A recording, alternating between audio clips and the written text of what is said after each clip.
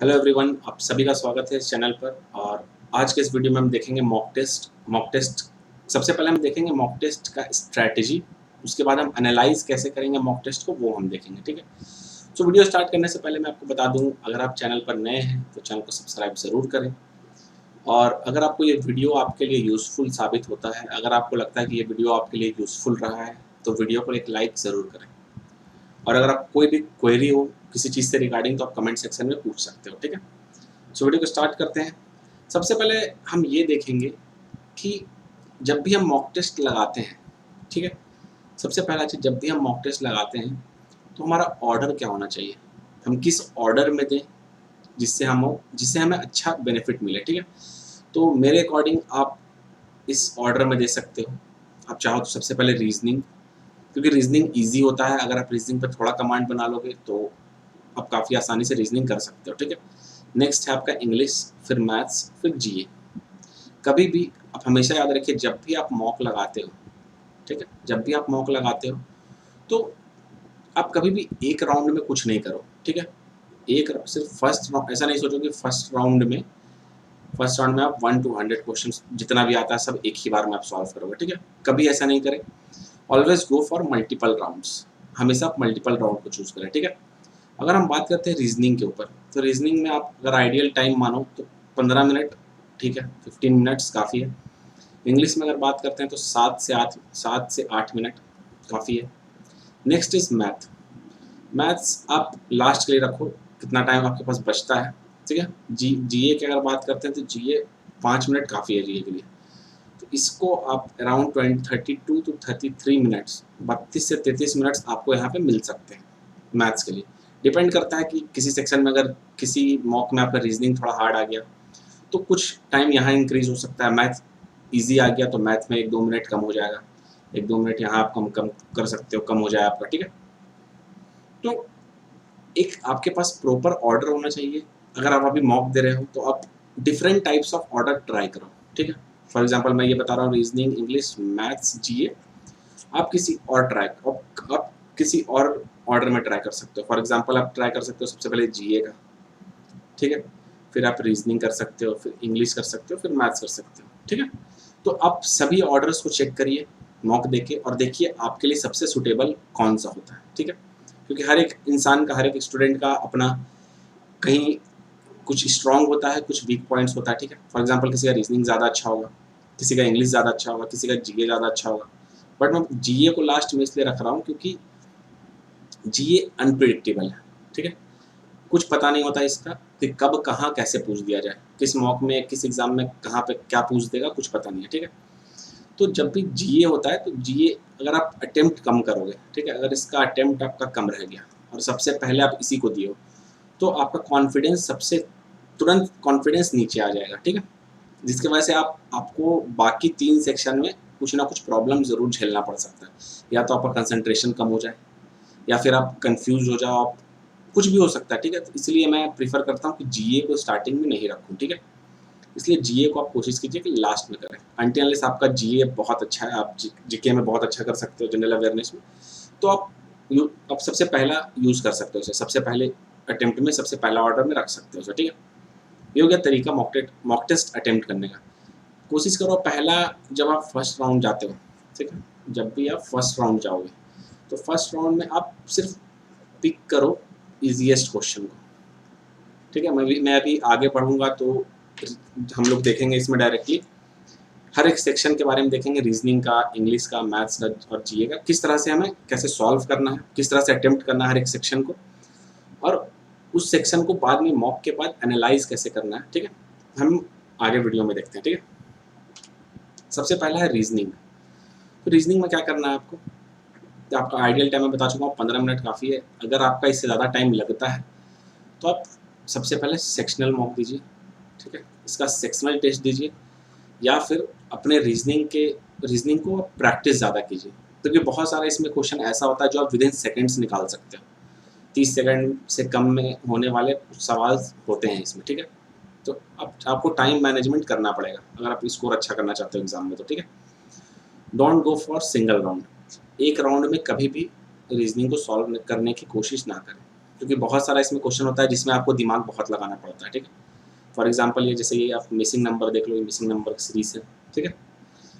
तो ये एग्जांपल मैं ले रखा हूँ, ये आपको मैं लास्ट में बताऊंगा कैसे किस तरह से एनालाइज करना है उस समय, ठीक है। सबसे पहले पिक करो आप इजीएस्ट वन, जो सबसे कम टाइम में आप कर सकते हो और आपको पता है। फॉर एग्जांपल डाइस का क्वेश्चन हो गया, या फिर डायरेक्शन का हो गया, या फिर सिलॉग हो गया, जो भी टॉपिक है आपका, जो आपको लगता है कि आपके लिए वो स्ट्रॉन्ग टॉपिक है और उससे क्वेश्चन ईजी आता है, तो सबसे पहले आप उस क्वेश्चन को अटेम्प्ट करिए। सबसे पहले आपको वही करना है। अगर आपको चूज करना, क्वेश्चन को चूज करना आपको बहुत अच्छे तरीके से आना चाहिए, और आर्ट ऑफ स्किपिंग आपके अंदर भरा होना चाहिए, ठीक है। स्किप करने का आर्ट होना चाहिए आपके अंदर, और आप क्वेश्चन चूज कैसे करोगे, चूज करने का तरीका भी आपको पता होना चाहिए अच्छे से।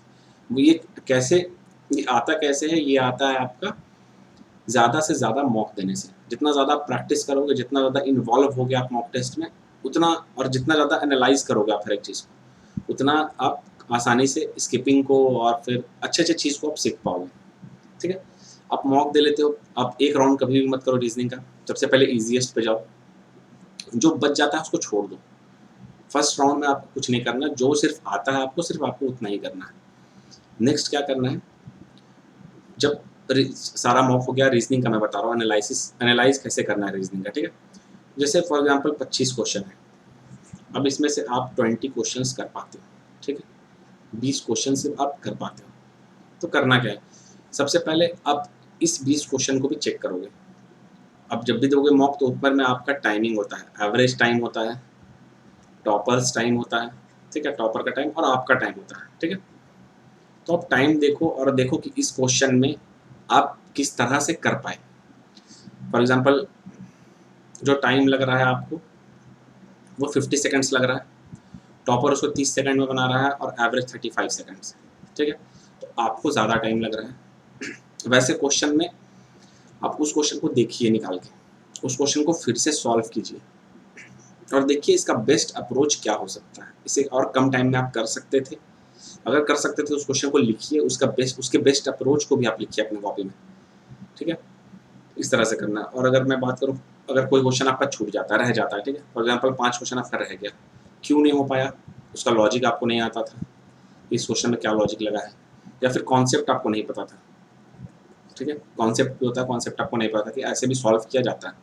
फॉर एग्जाम्पल ये एक सीरीज़ है, ठीक है, तो अगर आपसे ये सीरीज़ नहीं हुआ तो इसे आप नोट डाउन करोगे। जब आप मॉक टेस्ट दोगे तो कॉपी एक रखो सेपरेट, उस मॉक टेस्ट में आप लिख के रखोगे, इस क्वेश्चन को आप लिखोगे रीजनिंग सेक्शन में, ठीक है। अब इसे सॉल्व करोगे पहले आप खुद से, तो ये देखोगे अगर आप सॉल्व करोगे इसे तो ये 2 का स्क्वायर है, ये आप 5 का स्क्वायर है, ये 11 का स्क्वायर है, इसका लॉजिक के साथ आपको लिखना है, ठीक है। ये हो गया, ये हो गया, ठीक है। अब क्या करना है, ये कितना का स्क्वायर हो गया, 23 का स्क्वायर हो गया, ये कितना का हो गया, 29 का स्क्वायर हो गया, ठीक है। तो इसके बाद आपको क्या करना है, देखो सॉरी ये 29 का स्क्वायर नहीं है, थोड़ा गलत लिख दिया मैं, ये आपका 31 का स्क्वायर है, ठीक है।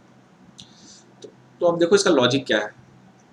अगर इसका लॉजिक आप समझोगे तो आप खुद से इसका लॉजिक ट्राई करो क्या है क्या नहीं। ये आपका सीजीएल में पूछा जा चुका है क्वेश्चन, ठीक है, मेरे ख्याल से सीजीएल 19 के प्रीलिम्स में आया हुआ ये क्वेश्चन है। ये प्राइम नंबर पे बेस्ड है, ठीक है। तो हो सकता है ये क्वेश्चन आपसे नहीं बने एग्जाम टाइम में, या फिर आप मॉक देते रहो तो आपसे नहीं बने, आप लॉजिक नहीं लगा पाओ। तो इन सारे क्वेश्चन को विद लॉजिक आपको लिखना है कॉपी में, ठीक है। कॉपी में लिख के और उसको बार बार आप रिवाइज करोगे। फॉर एग्जाम्पल हर एक 2 से 4 या 5 मॉक जब आपका हो जाए, 5 मॉक का एक पहले तो आप सेम डे आपको रिवाइज करना है, सॉल्व करके आपको सेम डे अच्छे से उसको पढ़ना है, ठीक है। फिर 3-4 मॉक जब हो जाए तो बार बार आप उसको रिवाइज करो, जितना ज़्यादा रिवाइज करोगे उतना अच्छा है आपके लिए, ठीक है। नेक्स्ट है हमारा इंग्लिश। तो इंग्लिश बेसिकली आप एक राउंड में भी कर सकते हो, ठीक है, बट अगर बात करें तो 2 राउंड ठीक है, 2 राउंड तक आप जा सकते हो, ठीक है। फर्स्ट राउंड में आप सारे क्वेश्चन जितना भी आपको आता है सब आप कर लो। सेकंड राउंड के लिए आप पैरा जंबल छोड़ सकते हो, ठीक है, क्योंकि इसमें कभी कभी बहुत लॉन्ग सेंटेंस लंबा पूछा जाता है आपसे, तो उसे छोड़ सकते हो आप। और फिर क्लोज टेस्ट हो गया, या फिर अगर आरसी आता है तो आरसी तो फिलहाल आ नहीं रहा, रीडिंग कॉम्प्रिहेंशन, बट फिर भी अगर आता है तो ये सारे को आप छोड़ सकते हो लास्ट के लिए, सेकंड अटेम्प्ट के लिए, ठीक है। फर्स्ट अटेम्प्ट में आप सब कुछ अटेम्प्ट करो अच्छे से। और सबसे पहले, और अगर हो सकता है ऐसा भी हो कि आप किसी किसी क्वेश्चन में कभी कभी होता है कि एरर फाइंड करने वाले में आप कंफ्यूज हो जाते हो, जिसमें आपको कन्फ्यूज़न हो पूरे मॉक टेस्ट में, उसको फर्स्ट राउंड में कभी नहीं करना है। फर्स्ट राउंड में उसको अटेम्प्ट करना ही नहीं है, और अगर आप अटेम्प्ट करते हो तो उसे मार्क करके रखो रिव्यू के लिए, ठीक है। रिव्यू के लिए आपको मार्क करके उस क्वेश्चन को जरूर रखना है जिसमें आपको कन्फ्यूजन हो, ठीक है। तो अब 2 राउंड करो, इसमें 2 राउंड से सॉल्व करो, फर्स्ट राउंड और सेकंड राउंड। सेकंड राउंड में आप पारा जंबल और क्लोस्टेस आरसी ये सब छोड़ सकते हो जो आपका वीक पॉइंट है, ठीक है, जिसमें आपको प्रॉब्लम होता है। फिर उसके बाद जब एनालाइज करोगे आप इंग्लिश को, तो सबसे पहले आप देखो कि आपका गलत कहाँ से हो रहा है, या फिर कौन सा क्वेश्चन, किस टाइप का क्वेश्चन छूट रहा है। फॉर एग्जांपल वॉइस का छूट आ रहा है क्वेश्चन, स्पीच डायरेक्ट इनडायरेक्ट का छूट आ रहा है, ठीक है, या फिर एरर फाइंड करने में आपको प्रॉब्लम हो रहा है, या फिर पारा जंबल में प्रॉब्लम हो रहा है, किस सेक्शन में आपको प्रॉब्लम हो रहा है कॉन्स्टेंटली। 2 से 4 मॉकअप करोगे अच्छे से तो आपको सब समझ में आएगा, तो आपको पता चल जाएगा कि आप किस जगह पे आप वीक हो सकता है ऐसा भी हो कि आप वन वर्ड सब्सटीट्यूशन नहीं कर पा रहे हो अच्छे से, इडियम्स फ्रेजेस नहीं कर पा रहे हो, ठीक है। तो आपको सब कुछ नोट करके रखना है। अगर हम बात करते हैं OWS और इडियम्स की, OWS में आप देखिए हमेशा 4 ऑप्शन होता है। अगर आपको चारों ऑप्शन आता है, ठीक है, जब भी आप मॉक दोगे तो चारों ऑप्शन को आप देखो, चारों ऑप्शन अगर आपको आता है, सबका मीनिंग आपको पता है तो ठीक है, वरना वहाँ से नया चीज़ आपको मिलेगा तो उसको आप कॉपी में नोट डाउन करो, ठीक है। इसी तरह से एंटोसाइनो अगर आप देखोगे तो इसमें भी बहुत सारे वर्ड्स, इसमें भी 4 ऑप्शन होते हैं, तो ऑप्शन को भी आपको देखना है, ऑप्शन से भी आपको सीखना है यहाँ से। इडियम्स 1 वर्ड और एंटोसाइनो, इन सारे ऑप्शन से भी आपको सीखना है और उसे लिख के रखना है। अगर आपको आता है तो बढ़िया बात है, नहीं आता तो उसे लिख कर रखिए। फिर अब देखिए कि आप लैग कहाँ कर रहे हो, कहाँ आपको प्रॉब्लम आ रहा है, किस सेक्शन में, किस टाइप के क्वेश्चंस में आप ज़्यादा प्रॉब्लम फेस कर रहे हो, ठीक है। उसको आप नोट डाउन करो, और जो भी आपसे गलती हो रहा है, फॉर एग्जांपल अगर एक है प्रीपोजिशन का क्वेश्चन है, एग्री टू, विथ, ऑन, इसमें आप कंफ्यूज हो रहे हो, या फिर इसमें आप सॉल्व किए, आप सही हो गए, बट आप कंफ्यूजन में आप मार्क किए थे, तो इसे भी आप नोट डाउन करो कॉपी में अपने। एग्री टू कब यूज़ होगा, विथ कब होगा, बुक में तो आपको मिल जाएगा, बट फिर भी सब कॉपी में नोट करके रखो। जो मॉक टेस्ट आप जिसमें दिए हो वहाँ नोट डाउन करके रखो इस चीज़ को, ताकि आप इसे बार बार रिवाइज कर सको। और सबसे पहले वैसे भी आप अगर मॉक दोगे तो प्रेफरेंस क्या होता है, सबसे पहला प्रेफरेंस होता है आपका प्रीवियस ईयर मॉक, ठीक है, प्रीवियस ईयर मॉक होता है। तो ये सारा क्वेश्चन ये सब आ चुका है, जैसे ये हो गया, फिर एंटोसाइनो, one word idioms, error spotting, कुछ भी है वो सब आ चुका है, तो वो कभी भी पूछा जा सकता है उससे related. For example same line नहीं आपसे पूछा जाए, एग्री टू से एग्री विथ, ऑन, ये आपको डायरेक्टली सेम नहीं पूछा जाए, बट कहीं भी पूछा जा सकता है, ठीक है। तो इन सारे को आप अच्छे से कॉपी में नोट डाउन करके रखिए, और टाइम टू टाइम रिवीजन करते रहिए। जितना ज़्यादा रिवीजन करोगे उतना ज़्यादा अच्छा, उतना अच्छा आप स्कोर कर पाओगे मॉक टेस्ट में, ठीक है। नेक्स्ट है हमारा मैथ्स। मैथ्स में तो सबसे पहला बात है कि आपको एक राउंड में कभी भी नहीं करना है, 1 गो में कभी भी नहीं करना है इसको, कभी नेवर, कभी भी नहीं, क्योंकि बहुत सारा क्वेश्चन इसमें ऐसा लेंदी होता है या फिर टाइम कंज्यूमिंग होता है बहुत, जिसके वजह से आप बहुत ज़्यादा परेशान हो जाओगे, और हो सकता है आप विद इन टाइम मैथ्स को सॉल्व नहीं कर पाओ, ठीक है। So always go for multiple rounds. सबसे पहले आपको क्या फोकस करना है, आपको सबसे पहले फोकस करना है इजी क्वेश्चन, ठीक है। ये तो सिंपल सा बात है, सबसे पहले आप इजी क्वेश्चन को सॉल्व करोगे। हर एक इंसान के लिए इजी क्वेश्चन अलग होता है। फॉर एग्जांपल किसी के लिए सिंपल इंटरेस्ट का क्वेश्चन ईजी हो, सबसे ईजी हो सकता है, किसी के लिए परसेंटेज का सबसे ईजी हो सकता है, किसी के लिए प्रॉफिट एंड लॉस का ईजी हो सकता है, किसी के लिए ज्योमेट्री ईजी हो सकता है, ठीक है। जिसका जिस चैप्टर पे अच्छे से हाथ बैठा हुआ है उसके लिए वो ईजी हो जाता है, ठीक है। बट मुश्किल भी होता है ऐसा कि जो बहुत ज़्यादा लंबा क्वेश्चन है, लॉन्ग क्वेश्चन जो पैराग्राफ टाइप लिखा हुआ है, तो वो तो आदमी छोड़ ही देता है सबसे पहले। उसे अगर उसका उस चैप्टर में इंटरेस्ट भी हो, बेस्ट चैप्टर हो उस इंसान के लिए, वो फिर भी छोड़ देता है उसको।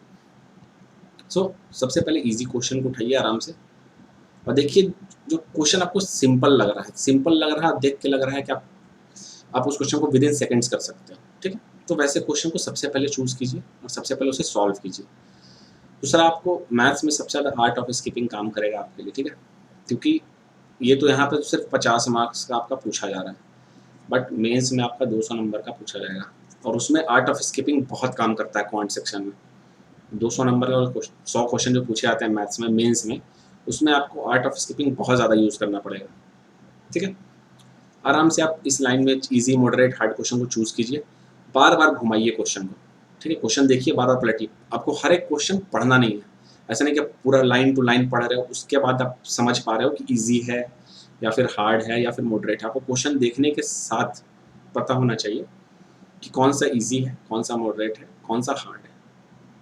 ये आपके साथ तभी होगा जब आप बहुत से ज़्यादा प्रैक्टिस करोगे, बहुत सारे मैथ्स के क्वेश्चन आप लगा चुके होगे पहले, या फिर अच्छा खासा मॉक आप देने लगोगे। जब आप रेगुलरली मॉक देने लगोगे तो आप धीरे धीरे एग्जाम से पहले आप सीख जाओगे इन सारी चीज़ों को। ठीक है, बेसिकली अगर हम मिस्टेक्स की बात करते हैं तो देखिए मैथ्स में मिस्टेक क्या होता है। कैलकुलेशन का मिस्टेक हो सकता है, सिली मिस्टेक हो सकता है। For example mixture and allegation का क्वेश्चन वही एग्जांपल है।